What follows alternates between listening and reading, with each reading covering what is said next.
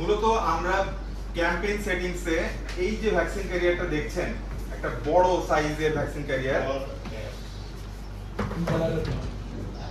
এটাই কিন্তু আমরা ব্যবহার করব। এছাড়া অন্য কোনো কাজে ব্যবহার করব না। একটা ছোট সাইজের পাওয়া যায়, সেটা আমরা করছি না। ফ্রিজ ফ্রি ভ্যাকসিন ক্যারিয়ার বলা হয় এটাকে। ফ্রিজ ফ্রি কেন বলা হয়? ফ্রিজ ফ্রি বলার একটা সুনির্দিষ্ট কারণ আছে, আপনারা ভিতরটা দেখলেই হয়তো ক্লিয়ার হয়ে যাবেন। দেখতে পাচ্ছেন মাঝখানে এই আইস প্যাক রাখার জায়গা এবং ভেতরে ভ্যাকসিন রাখার জায়গার মাঝখানে একটা দেয়াল আছে, ঠিক আছে? এই যে দেয়াল, এর কারণে এই যে আপনার আইস প্যাক থাকে এখানে, এইটা যে আপনার জমাট অবস্থা থাকে সেটা কিন্তু ভ্যাকসিনকে এফেক্ট করতে পারে না। ভেতরে যে ভ্যাকসিনটা আছে, এই আইস প্যাকের যে আপনার ঠান্ডাটা আছে অনেক বেশি শীতল থাকে, সেটা কি ভিতরে মানে কখনো ভ্যাকসিনকে জমিয়ে ফেলতে পারবে মনে হয়? না, পারবে না।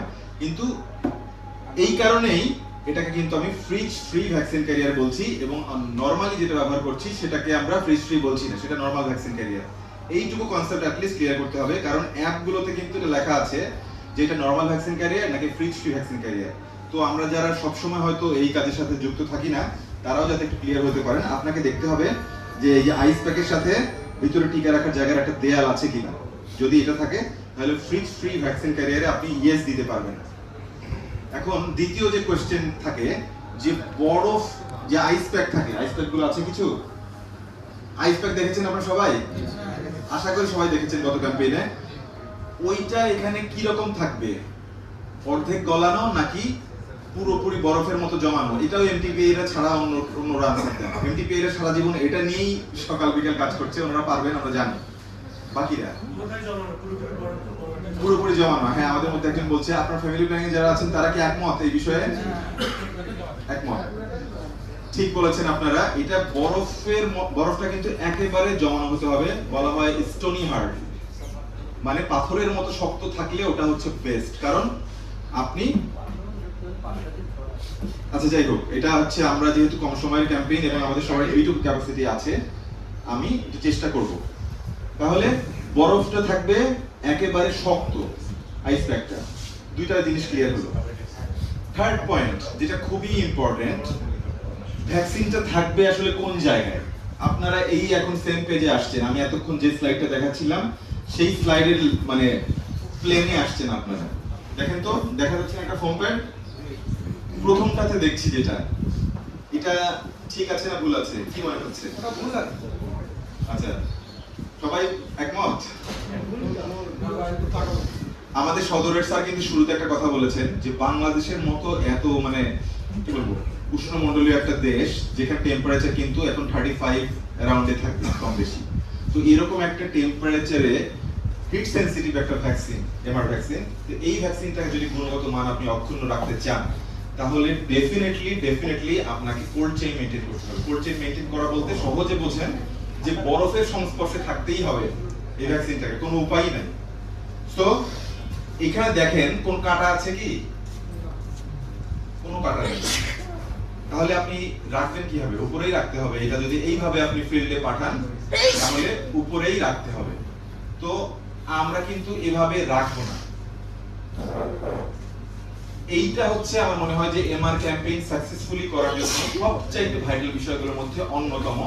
আমরা কেউই এমটিপিআই দেরকে বলছি, বা সুপারভাইজার যারা আছেন সবাইকেই বলছি, যারা ফিল্ডে পাঠান কখনোই এরকম মানে ছিদ্রবিহীন বা কাটা ছাড়া কোনো ফোম প্যাড পাঠানো যাবে না। এই যে এরকম সলিড, এটা আপনি পাঠাতে পারবেন না। কারণ এটা যদি আপনি ফিল্ডে পাঠান তাহলে কর্মী, তার কাছে তো কোনো কিছু নাই, সে হয়তো নখ দিয়ে পুরো করার চেষ্টা করবে কিংবা কোনো একটা কিছু করবে যেটাতে কোল্ড চেইনটা ব্রিজ হয়ে যাবে এবং টিকার তার গুণগত মান যেটা সেটা কিন্তু হারাতে থাকবে। তাহলে আমাদের কি করতে হবে একটু দেখিয়ে দিই। ফিল্ডে যখন আমরা এটা পাঠাবো তখন আমরা দেখতে পাচ্ছি যে এটা একটা গোলাকার একটা ফোম প্যাড, আর আইস প্যাক গুলো যদি দেখি চার কোণায় চারটা আছে, তাই না? তাহলে সবচাইতে সহজ উপায় কি? যদি আমি কোল্ড চেইনের কাছাকাছি রাখতে চাই টিকাগুলোকে, আইস প্যাক গুলো যে জায়গাগুলোতে আছে সেই জায়গা বরাবর আপনার একটা এরকম ব্লেড বা অ্যান্টি কাটার যে কোনো কিছু নিয়ে একটা লম্বা স্লিট করবেন, ঠিক আছে? দেখতে পাচ্ছেন না হয়তো বা শব্দ শুনতে পাচ্ছেন। লম্বা একটা স্লিট। আচ্ছা ভ্যাকসিন কারো কাছে কি আছে? ভ্যাকসিন ব্যবহৃত ভাই।